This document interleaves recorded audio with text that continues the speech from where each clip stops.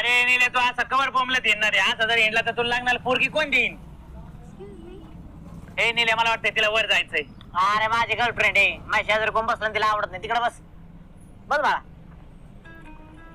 नीलू चल ना बर्गर खायला जाऊ. प्राचीला येऊन दे, लगेच जाऊ. होय, ही प्राची कोण आहे? अरे माझ्या मामाची पोरगी सुट्ट्याला इकडे आली.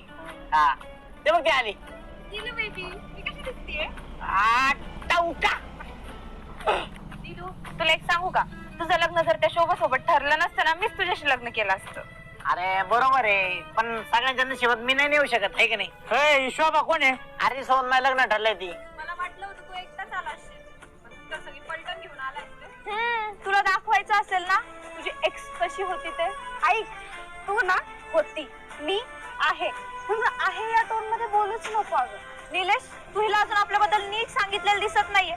मी सोडलाय ना म्हणून तुला भेटलाय, कळलं का? नाही तर परत अडकवायला वेळ नाही लागणार. चल त्यांनी तुला सोडलंय, कळलंय का? ए तू गप्प बस बर का. ए तू गप्प, तू तर गप्प. ए तू गप्प बस. तुला काय